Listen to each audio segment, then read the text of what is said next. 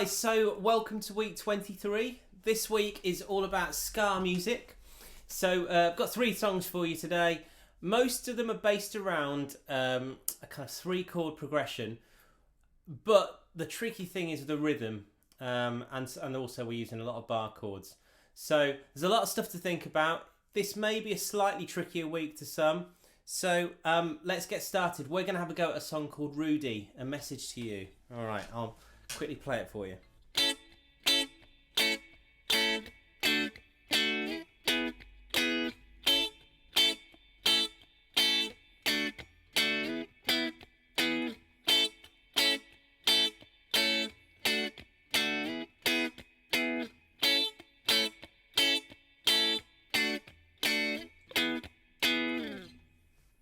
Okay, so we're using 3 chords. We're using an A, a D and an E chord, but they're all bar chords, all major bar chords as well. And you're having to think about quite a few different things here. We're having to think about your strumming hand technique as well as the fretting hand. And they're both slightly awkward techniques to learn. Okay, so you may want to practice this technique first of all just with 1 chord, or even without a chord, just practicing each hand individually. All right, so first up, we need to play an A major bar chord. So to do that, you need to bar your 5th fret from the 6th string down with your first finger like that. And then your middle finger needs to be on the 6th fret, 3rd string. Your 3rd finger wants to be on the 7th fret, 5th string. And your little finger wants to be on the 7th fret, 4th string. You strum all the strings, you should get a nice A chord like that. Okay. Another thing, try and keep your thumb central, kind of to the back of your hand like this. Okay, don't let your thumb sort of peep down here. It's not good for your wrist, and you can apply more pressure this way. Okay, as with some of the reggae we've done in the past, and I can't remember which week, we've done so many weeks now, but a while ago we tried some reggae. That was on the offbeat. This is on the offbeat as well. Ska tends to be slightly faster. All right, so we're going to go on, off, off. Okay, so you literally have 4 strums. So I'll do that again for you. So we go on, off, on, off, on, off, on, off. Okay, that is awkward. When I strum, immediately afterwards, I'm letting go of my fingers slightly. So they're still touching the strings, they're still in place, but actually they sound like that. And what that's going to do is cut the note dead. Okay, so you get this kind of, so you can't hear anything afterwards. That's what we're after. Okay, we've got 4 of them. Okay, then we're going to go to a D major bar chord. Told you loads of times there's 2 different ways of doing this.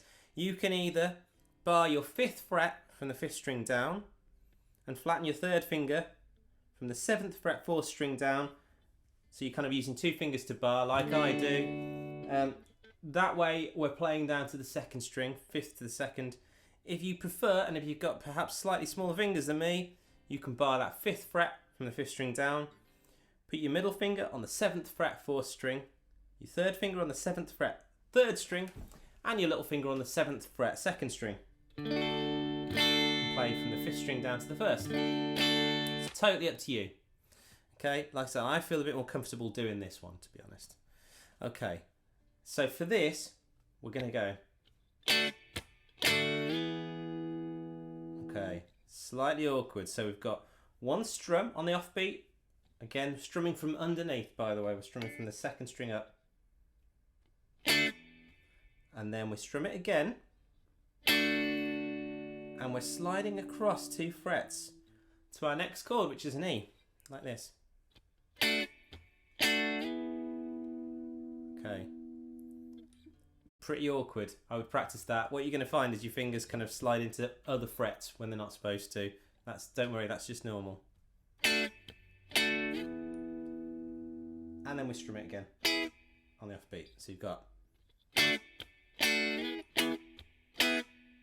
show that again.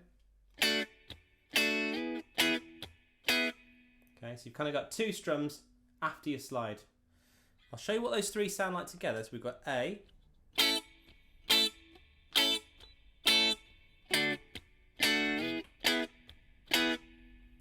Okay. When you to play your E, so you know you're playing the right chord, you should be barring the 7th fret from the 5th string down, and then the 9th fret from the 4th string down, or if you're using all 3 of these fingers, you're barring your 7th fret, 5th string down, your middle finger would be on the 9th fret, 4th string, your 3rd finger would be on the 9th fret, 3rd string, and your little finger would be on the 9th fret, 2nd string. Again, playing from the 5th string down. In this position, you're playing right to the 1st string. So we go A, D, and then E. Okay. If I was you, I would practice these chords and perhaps play along to the play along video just by strumming each chord once, and don't worry about the scar technique just yet. So you could go A, 2, 3, 4, D, and E, and A, 2, 3, 4, D, and E, and okay. That way round, you're getting the timing right, so you know how long you're supposed to hold each chord for.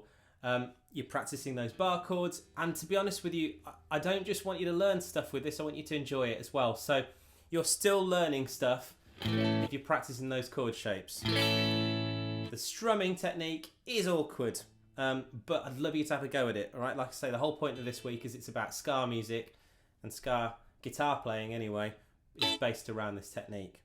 So again, when you're strumming up from the 1st string or 2nd, you're going to basically play your strings and then take these fingers slightly off the strings, very gently, so they're completely dead. Okay, show you the part one more time. Here we go.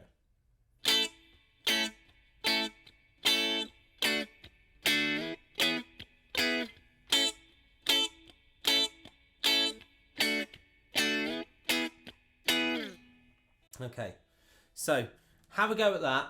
Like I say, why don't you join me in the play along with just by playing the open chords, sorry, not the open chords, the bar chords, without any different strumming techniques. And then, yes, have a go at playing the full version with me, and then maybe try it with the original. All right, guys, have fun. See you next time.